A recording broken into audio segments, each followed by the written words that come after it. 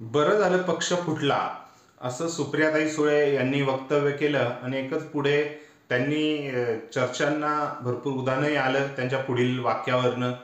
पुढे त्यांनी धनंजय मुंडे यांच्यावरही टीका केली आणि अजून पुढच्या 6 महिन्यात एका मंत्र्याची अजून एक विकेट जाईल असंही त्यांनी प्रतिपादन आपल्या मेळाव्यामध्ये, कार्यकर्त्यांच्या मेळाव्यामध्ये केलं. आता मला कोणाची भीती नाही, त्यामुळे मी कोणाला घाबरतही नाही, अशा म्हणजे ज्या सुप्रियाताई शक्यतो आपल्याला अशा भाषेमध्ये बोलताना कधी सापडत नाही, त्या आज ह्या गोष्टी बोललेल्या आहेत.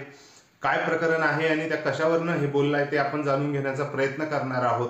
त्यांच्या बोलण्यामागचा उद्देश आणि जे काही आता चर्चांना उधाण आलेलं आहे आणि त्याचा परिणाम कुठेतरी राजकारणाच्या लॉंग टर्म व्हिजनमध्ये काय दिसतोय हे आपण डिस्कस करणार आहोत. तत्पूर्वी चॅनलला सबस्क्राईब करा, व्हिडिओ आवडल्यास लाईक करा आणि तुमचे विचार कमेंट सेक्शनमध्ये कमेंट करून नक्की कळवा. सुप्रियाताई सुळे शांत, संयमी असा त्यांचा आजपर्यंतचा तरी प्रवास आहे राजकारणातला. शक्यतो त्या म्हणजे एकदम टोकावरचं बोलत नाही, सगळ्यांना धरून ठेवण्याचा प्रयत्न करतात, अशी त्यांची स्वतःची व्यक्तिमत्व होतं. आणि त्यांनी जेव्हा कार्यकर्त्यांचा आत्ता मेळावा झाला त्यामध्ये त्यांनी मेनली धनंजय मुंडे यांच्यावरती टीकास्त्र सोडलं.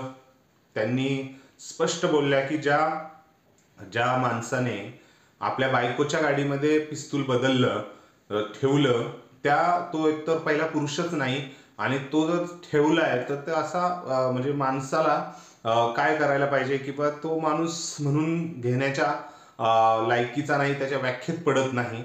हे जेव्हा त्या बोलल्या आणि त्यानंतर त्यांनी सांगितलं की अजून 6 महिन्यात एका जणाची विकेट पडेल, एका मंत्र्याची, तो बायकोला पुढं करून बाकी सगळं घरात बसून करतो, अशा काही त्यांनी स्टेटमेंट केले.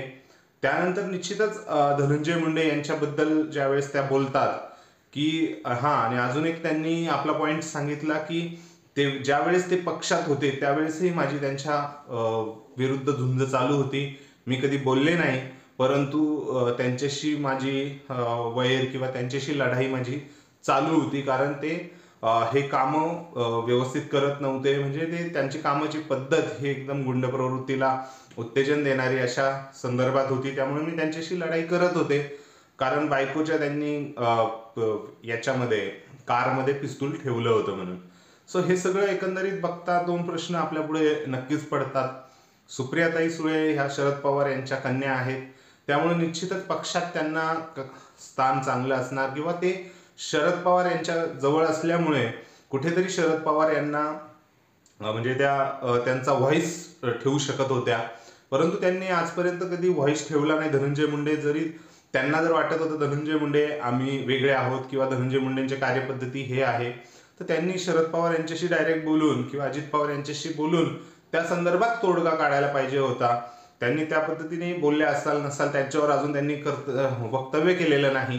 परंतु कुठेतरी धनंजय मुंडे 2019 पासून, जसं आमदार सुरेश धस म्हणतायत की 2019 पासून धनंजय मुंडे जास्त बिघडले, त्यांनी जास्त वाल्मिक कराड याच्यावर विश्वास ठेवला. सो हे जर बघता महाविकास आघाडीचा 2019 ते 2022च्या याच्यापर्यंत त्यांचं सरकार होतं 21च्या. सो कुठेतरी हे बघणं गरजेचं होतं की धनंजय मुंडे यांना शेवटी कुठेतरी हातभार आमदार म्हणजे हातभार किंवा त्यांना त्या ज्या काही गोष्टी आहेत त्यांना तेवढा बॅकअप हा राष्ट्रवादी काँग्रेस पक्षाकडनंच मिळालाय. शरद पवार खुद्द यांनीही सांगितलं होतं की मी त्या नालायक माणसाला कशामधनं वाचवलेलं आहे.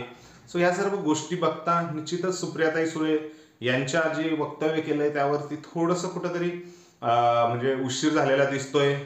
जसं तृप्ती देसाई बोलल्या देर आहे दुरुस्त आहे, कारण त्यांच्याच काळामध्ये हे सगळ्या घटना घडल्या. त्या धनंजय मुंडेंनी पिस्तूल हे राष्ट्रवादी काँग्रेस जेव्हा एकच पार्टी होती, शरद पवार सुप्रियाताई सगळे एकत्र होते, त्याच वेळेस घडली होती. त्याच वेळेस जर तुम्ही जास्त ते बोलून दाखवलं असतं तर ते पक्षासाठी पुढे जाऊन नक्कीच फायद्याचं ठरलं असतं. हे सर्व बघता कुठेतरी राजकारणी हे व्यक्तिकेंद्रित नको व्हायला अशीच कुठेशी भीती वाटते. धनंजय मुंडे हा चॅप्टर आता क्लोज झालेला आहे. त्यांनी मंत्रिपदाचा राजीनामा दिलेला आहे. त्यांच्यावरती आता जे काही होईल ते जर कुठे ते सापडले तर कानून म्हणजे न्यायव्यवस्थेमध्ये त्यांना होईलच त्यांच्यावर कारवाई. परंतु आता तेच पुन्हा काढून कुठेतरी राष्ट्रवादी काँग्रेस शरद पवार गटाकडनंही भावनिक राजकारण करण्याचा प्रयत्न चालू आहे का, कारण ज्या राजकारणात समस्या आहे, राजकारणाव्यतिरिक्त आता ज्या समाजातल्या ज्या ज्या गोष्टी आता आपण ऐकतोय, लोकांना काम नाहीये, लोकांच्या हाताला काम नाहीये, शेतकरी आत्महत्या करतायत, ह्या सर्व गोष्टींकडे एकतर महाराष्ट्र राज्यावरही 7.5-8 लाख करोडचं कर्ज झालेलं आहे. सो ह्या सर्व गोष्टी बघता राजकारणात व्यक्तिशः राजकारण करणं किंवा जे सुधारणा आधी काय सुधारणा करायच्या, कसं महाराष्ट्र राज्य पुढे जाईल ह्या संदर्भात गोष्टी जास्त चर्चेला उधाण यायचं आता सहसा तसं कुठं दिसत नाही. फक्त व्यक्तिशः कुठेतरी याच्यावर चिखलफेक त्याच्यावर चिखलफेक करण्यातच वेळ जातोय राजकारण्यांचा आणि त्यामध्ये समाज आहे, समाजही ते बघण्यात खुश होतोय. सो कुठेतरी तुम्हाला काय वाटतं या सर्व गोष्टींबद्दल ते आपल्या कमेंट सेक्शनमध्ये कमेंट करून नक्की कळवा. व्हिडिओ आवडल्यास लाईक करा आणि आपल्या चॅनलला सबस्क्राईब करायला विसरू नका. धन्यवाद.